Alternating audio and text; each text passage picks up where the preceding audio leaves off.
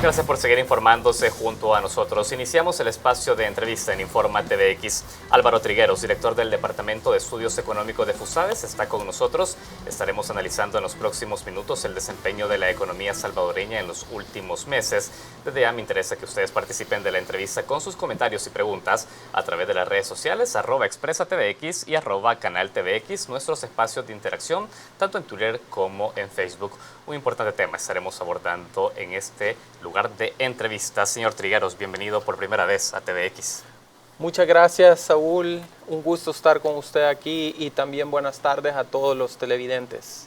Excelente. Para nosotros es importante conocer cómo FUSADES está analizando el desempeño de la economía respecto a los estudios que realizan ustedes de manera trimestral. A ver, hay un punto que yo quisiera analizar de entrada con usted. Y es que el gobierno ha estimado un crecimiento económico al cierre de este 2015 de un 2.3% respecto al Producto Interno Bruto, en un marco en el que CEPAL ha dicho la región latinoamericana no crecerá más del 0.5% del PIB. A mí me gustaría saber qué nos dice esa proyección de crecimiento para El Salvador respecto a la región y a lo que hemos tenido en los últimos años. Sí, bueno, nuestra diagnóstico sobre la situación económica en los primeros 6 meses del año concluye que El Salvador continúa por una fase de lento crecimiento.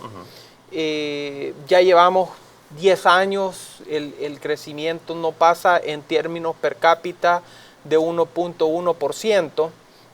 Ahora, cuando usted se refiere a las comparaciones de América Latina, la situación es diferente.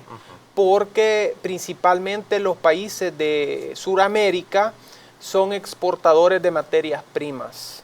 Mucho petróleo, cobre, hierro, y en este momento la economía mundial está pasando por una fase de lento crecimiento, donde una gran parte de la demanda de materias primas venía de China. Correcto. Y China pues ha reducido, tenía por varias décadas que estuvo creciendo a 10% y ahora se espera un crecimiento cercano al 7% y con una disminución bastante fuerte en la demanda de petróleo, hierro, pero también en Estados Unidos ha habido un incremento de la producción de petróleo. Entonces eso ha golpeado fuertemente a países grandes en América Latina, a México, a Brasil, a Venezuela, Ecuador, Bolivia, también a Colombia. Pero en el caso de Centroamérica es diferente, claro. Porque Centroamérica consume materias primas, no, o sea, no es una región abundante en recursos naturales. Entonces la caída del precio de las materias primas ha beneficiado a los países centroamericanos. Por ejemplo, El Salvador en los primeros 6 meses del año, la factura petrolera disminuyó 209 millones de dólares, lo cual es positivo. A pesar de eso, El Salvador mantiene un lento crecimiento y es el crecimiento más bajo de toda Centroamérica. Muy bien, usted ya ha sido muy claro, no podemos hacer una comparación respecto a las economías regionales porque esas también tienen sus particularidades, ha hablado de la influencia también en la caída de los mercados en China y demás, aspectos importantes para poder entender esta variación económica. Ahora, hay un punto, usted ha dicho, es un lento crecimiento en El Salvador de manera específica que viene recorriéndose desde hace 10 años. De hecho, ustedes han destacado que el índice de volumen de actividad económica ha crecido el primer trimestre del 2015 en la misma proporción que lo hizo en el 2014. Esto en términos sencillos, ¿qué nos está diciendo, director? Que haya crecido un 0.5%. Bueno, es uno de los indicadores que nos hace concluir lo que hemos mencionado, que la economía tiene un lento crecimiento. De hecho, es cierto, el año pasado creció 0.5%, este año también.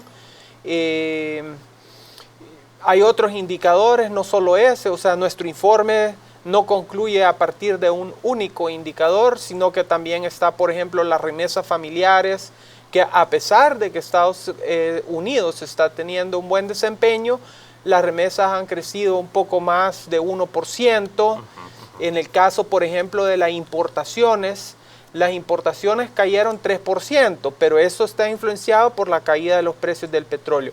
Si le quitamos los precios del petróleo, las importaciones han subido 1.1%, lo cual refleja que la demanda en el país está creciendo muy poco. Otro indicador que refleja, por ejemplo, el consumo es el crecimiento de el IVA, de la recaudación de IVA que hace el gobierno, que es un impuesto al consumo. Entonces ese también está creciendo poco. Excelente. Ahora, pero a pesar de los diversos indicadores que podrían decirnos cómo está la economía salvadoreña, seguimos teniendo crecimientos muy ralentizados y a mí me gustaría saber desde el análisis que ustedes hacen de forma, digamos, en una proyección de años, ¿por qué es que seguimos teniendo bajos crecimientos en el país y no logramos despejar a unas tasas altas como las tienen otros países de América Latina, por ejemplo? Sí, cómo no, le voy a contestar esa pregunta, pero antes de eso quisiera aclarar una cosa, y es que el crecimiento es un medio, no es un fin. ¿Sí? El fin último es la creación de empleo, principalmente empleos formales, que es lo que permite a las personas que lleven el pan a su casa. Entonces, incluso las cifras de empleo agregadas, de generación de empleo formal, apenas han crecido de mayo del año pasado a este mayo 1.700 empleos formales, cuando el país necesita por lo menos 60.000. Entonces, hecha esa aclaración, ¿por qué es que no estamos creciendo? ¿Por qué no estamos generando suficientes empleos? Entonces, ahí el tema es la inversión. O sea, la inversión se encuentra prácticamente deprimida. Por ejemplo, en la encuesta dinámica empresarial de FUSADES, el 59.6% de las empresas este año ha dicho que no tienen ningún interés en invertir y menos del 10% son las que están invirtiendo. Entonces, ahí encontramos por qué el país no crece. También en el caso de la inversión pública, se mantiene baja, más baja que 2012, bajó en 2013, bajó otro poquito en 2014 y ahorita se mantiene también un poco parecida a la del año pasado, un poco más baja. A ver, usted nos dice entonces que para poder entender los bajos niveles de crecimiento hablamos de la inversión. La poca llegada de inversión es lo que ha determinado este bajo crecimiento. Sí, inversión nacional y también en la inversión extranjera directa, que los flujos de inversión extranjera directa al primer trimestre de este año apenas llegaban a 6.3 millones y es lo más bajo en toda la región. Ahora, a mí me gustaría que usted nos explicara algo, porque cuando se habla de baja inversión extranjera directa, se hace directamente una alusión hacia los niveles de competitividad que tiene la economía salvadoreña. Hay un punto, y es que recientemente, y también lo hemos conocido a través del índice global de competitividad, El Salvador avanzó en 13 posiciones respecto al índice de 2013-2014, y se ubicó en el lugar 84 después de haber estado en el 97. Pero eso no se ha visto reflejado inmediatamente en una mayor cantidad de inversiones extranjeras directas en nuestro país. A mí me gustaría saber por qué. ¿Por qué pasa ese tipo de cosas? Sí, es que tenemos que tener una visión de largo plazo. Esa cifra que usted menciona es del año pasado. Correcto. Pero 10 años antes, El Salvador tenía la posición número 48. Y aún con el pequeño mejora que tuvimos el año pasado, El Salvador, mientras antes se encontraba liderando en Centroamérica, ahora nos pasamos a la cola. Entonces, vivimos en competencia mundial. Los inversionistas buscan los países más atractivos donde hay mejor clima de inversión. Esa es una tarea, el tema, la inversión es una tarea tanto del sector público como del sector privado. El sector privado es el que tiene la mayor proporción de inversión y de generación de empleos. Esa es como la función del sector privado. Pero la función del sector público es crear un buen clima para que la inversión venga al país. Muy bien. Entonces, es perfecto. No, y es importante esas precisiones que usted nos brinda. Director, hay un punto. Ustedes han señalado en su informe que la inversión extranjera directa se desplomó en menos 74.5%, llegando a un total de 6.3 millones de dólares. De hecho, esto mismo también es recogido por otros informes, donde señalan que El Salvador solo recibió el 0.3% de la inversión directa extranjera de toda la región centroamericana.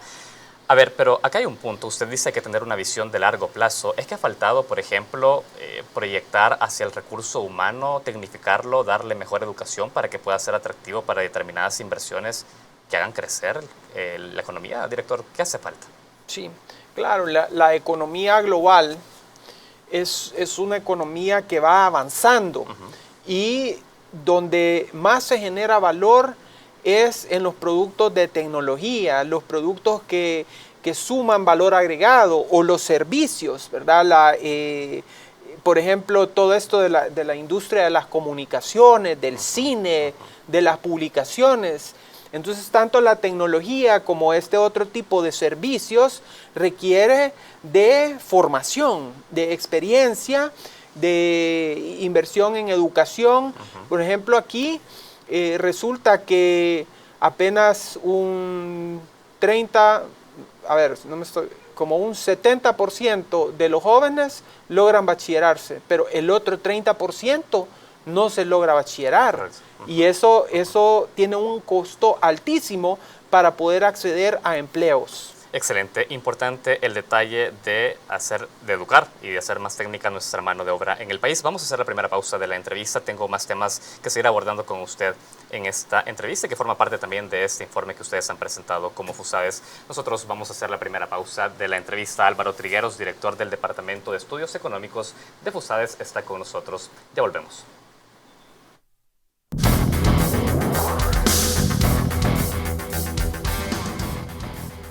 Continuamos la entrevista de Informa TVX. Álvaro Trigueros, director del Departamento de Estudios Económicos de FUSADES, se encuentra con nosotros. Director, usted ya ha hecho aclaraciones muy importantes. Ha dicho el crecimiento no es el fin, sino que ha sido, de alguna manera, es un medio para poder determinar lo que definitivamente importa, es la creación de empleos, ha dicho.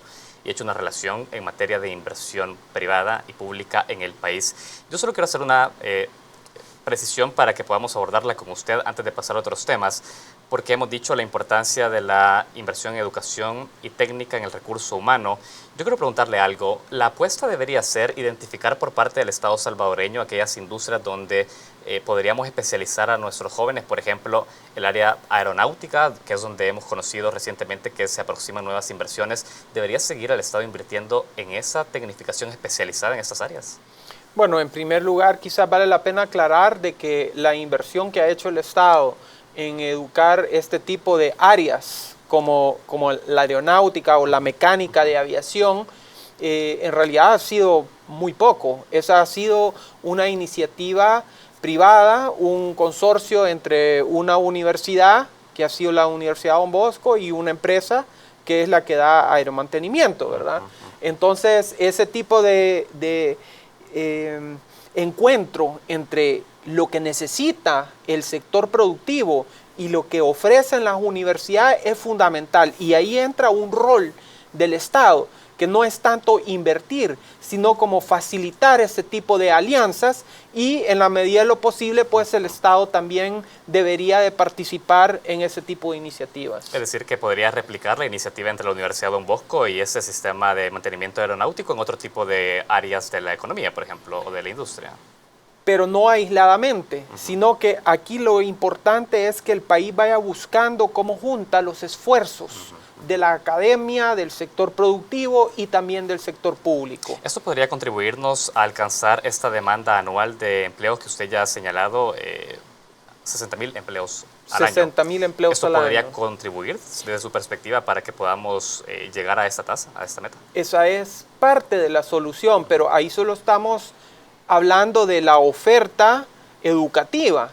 También tenemos que crear la demanda o la generación de empleos, ¿verdad? Y ahí va el tema del clima de inversión, que es uno de los que en este momento se encuentra de los momentos más bajos históricamente, el clima de inversión. Clima de inversión debido a aspectos externos como la seguridad pública, por ejemplo. La seguridad pública, a veces la incertidumbre jurídica, que cambian las reglas del juego. Entonces, ese tipo de cosas son las que el rol del Estado es fundamental. Muy bien. Nos gustaría que usted pueda ayudarnos a precisar cuando se habla de reglas del juego. Director, ¿a qué nos referimos cuando estamos hablando de dejar las reglas del juego claras para los inversionistas? Perfecto. Ahí nos referimos, por ejemplo, a que se cumplan los contratos. Por ejemplo, en el caso de la inversión grande que se tuvo en geotermia de la empresa italiana Enel, había un contrato el cual los gobiernos, porque no fue un solo gobierno, diversos gobiernos se resistieron a cumplir ese contrato, se fue a una demanda internacional. En 2 ocasiones el gobierno la perdió y se resistió aún así a cumplir con el contrato, y finalmente se hizo una negociación en la que se expulsó la inversión extranjera. Entonces, ahí hay un cambio de las reglas del juego, porque si 2 personas firman un contrato, se espera que ambas la cumplan. Entonces, a eso se refiere con el respeto a las reglas del juego. También el que haya cierta estabilidad en la legislación que se tiene en el país, pero si esta está cambiando, por ejemplo, a todos los ciudadanos nos plantearon unas reglas del juego en 1998 cuando se hizo la reforma de pensiones, y nos dijeron que íbamos a cotizar en cuentas de ahorro individual, y ahí están nuestros ahorros. Por el momento eso se ha mantenido, pero si luego viene una reforma y nos dicen, no, ahora ya no va a tener su ahorro individual, sino que todo va a pasar a una sola caja común, entonces ahí habría un cambio en las reglas del juego. Ahora, director, pero al establecer ese tipo de contratos de alguna manera pétreos que no pueden ser modificables porque esto variaría en las reglas del juego, también se le limita la capacidad a los gobiernos de poder adaptar a determinadas condiciones mejorías a esos contratos. ¿No es así? Digamos, sí. O sea, los gobiernos tendrían poco margen de maniobra para poder adecuar esos marcos legales a unas mejores condiciones para el marco de ese contrato, ¿no sé? No. El hecho de decir que se mantienen las reglas del juego no quiere decir que los gobiernos están amarrados y que no pueden haber reformas. Todo eso sí ocurre, ¿verdad? Pero se requiere que haya cierta estabilidad en ciertas cosas, como por ejemplo la seguridad jurídica, el respeto al Estado de Derecho, la independencia entre los poderes del Estado, la libertad de expresión y de movimiento. Todas estas cosas le dan estabilidad a la sociedad, le dan gobernabilidad, el funcionamiento del sistema democrático. Entonces, esos son valores y principios que todos los ciudadanos pues esperamos que se mantengan. Director, ya hemos dejado claro ese aspecto en lo referente a las reglas claras. Yo quiero pasar a otro aspecto importante, en lo que tiene que ver con exportaciones. Ustedes en su informe hablan que hemos tenido un crecimiento del 6%. De hecho, ya el Banco Central de Reserva ha actualizado el dato a julio, habla de un crecimiento del 6.7% anual de las exportaciones. Y se habla de un crecimiento histórico. Yo quiero saber de qué manera esos números pueden ser utilizados por el gobierno para traducirlos en un mejor desempeño de la economía de manera global. ¿Es posible hacer esto? No, los números son como un termómetro, ¿verdad? El termómetro nos dice la temperatura y nada más podemos decir la temperatura está bien, o sea, es la que se necesita o tiene calentura. Entonces, ¿qué nos está diciendo el termómetro de las exportaciones? Estamos pasando por un ciclo, digamos, favorable, lo cual está bien porque el año pasado hubo una caída. Entonces, este crecimiento del 6% lo que nos está haciendo es que volvamos a las exportaciones que tuvimos en 2013. O sea que el nivel de exportaciones hasta ahorita se mantiene igual que el del 2013.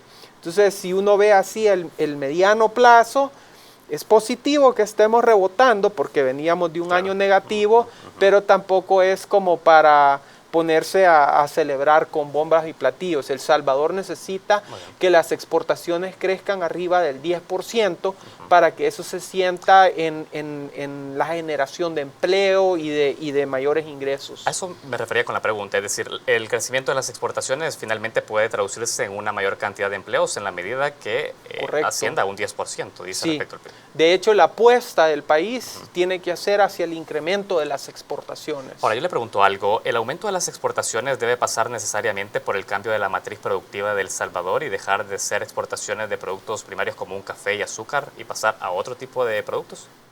Totalmente. O sea que todo proceso de alto crecimiento económico involucra una transformación productiva. O sea, no se puede esperar que uno, produciendo lo mismo, vaya a exportar más, ¿sí? Y de hecho El Salvador en la década de los 90 tuvo una transformación productiva, diversificó sus exportaciones, pero no lo hizo suficientemente, porque si nosotros comparamos, por ejemplo, con Costa Rica, que ahí, por ejemplo, sí hubo más inversión en educación, ellos lograron diversificar sus exportaciones todavía más que El Salvador.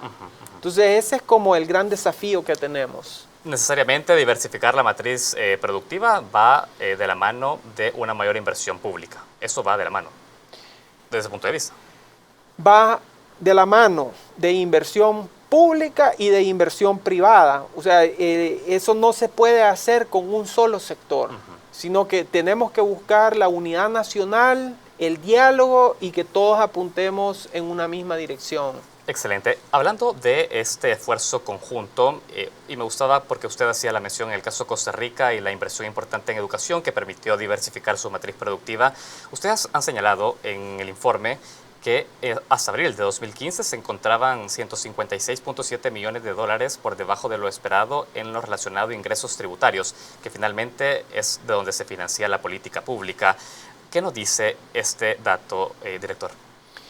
Bueno, ya por varios años el país ha pasado por una etapa en la que los presupuestos no se presentan apropiadamente, sino que para que pueda pasar con mayoría simple, se sobreestiman los ingresos y se subestiman los gastos o incluso se omiten gastos. Por ejemplo, el presupuesto 2015 omitió cerca de 200 millones de dólares en las devoluciones del IVA a los exportadores, porque las exportaciones no pagan IVA, es consumo externo, no es consumo nacional. También está el hecho de que se proyectó un incremento de los ingresos tributarios de 444 millones de dólares, pero a la fecha no han ingresado ni siquiera 100 millones. O sea que se estima, de acuerdo a las mismas proyecciones del Ministerio de Hacienda, que va a haber un faltante de más de 300 millones de dólares. Entonces la presentación de los presupuestos incompletos nos lleva a un fenómeno de sobreendeudamiento. El país se está sobreendeudando y eso nos lleva a la crisis griega, ¿verdad? O sea, el ejemplo de lo que ocurrió en Grecia es un ejemplo que no queremos que pase en El Salvador. Muy bien, antes de entrar en las precisiones sobre la comparación con Grecia, yo quiero dejar claros algunos puntos. Usted ha dicho, hemos tenido un problema de un alto endeudamiento en la medida que el presupuesto se sigue presentando de manera desfinanciada, sobreestimando los ingresos, subestimando los gastos. Ahora, ¿es posible tener un presupuesto de una manera ajustada? Se lo pregunto porque no es la misma dinámica de un presupuesto, el hecho de poder no tener este margen de previsibilidad respecto a los ingresos y gastos. Bueno, siempre se puede tener un presupuesto completo, ¿verdad? Con todos sus ingresos, egresos y necesidades de financiamiento. Y eso es lo que plantea la Constitución de la República, que tengamos un presupuesto completo. La Constitución no dice que tengamos un presupuesto con cero déficit. Eso no dice la Constitución. Entonces, el problema es que para aprobar un presupuesto con préstamos se requiere mayoría calificada. Y entonces para evadir la aprobación por mayoría calificada, entonces se presenta un presupuesto artificialmente balanceado, pero no es real. Y eso nos ha llevado a esta situación de endeudamiento, por ejemplo, sobre todo de corto plazo, que es lo que decimos que se utiliza mucho la tarjeta de crédito. Que hablamos que está llegando a 607.5 millones de dólares entre diciembre de 2014 y julio de 2015. Sí, o sea que recordemos que el año pasado, en septiembre, se aprobó un bono de 800 millones de dólares para pagar la deuda de corto plazo. Y ahora, en poco tiempo, ya estamos otra vez en una situación en la que se está pidiendo que se aprueben más préstamos. Pero eso es porque no presentamos bien el presupuesto de la nación. Excelente. Director, yo quiero ir entrando un poco en la respuesta al problema del déficit y que por lo menos genera el endeudamiento de las finanzas públicas, porque según datos del Banco Central de Reserva, hasta el 2014 el déficit era cercano al 3.6% del PIB con deuda de pensiones, 1.8% sin la deuda previsional. Ahora, esto de fondo, diversos analistas que han estado sentados en este set hablan que requiere de una reforma fiscal profunda para poder tener mayores recursos y poder atender a este gasto que es fijo y que es pensiones. ¿Usted está de acuerdo con esa postura, la postura de una reforma fiscal profunda en ese sentido? Una reforma fiscal se necesita totalmente, o sea, en eso creo que hay coincidencia.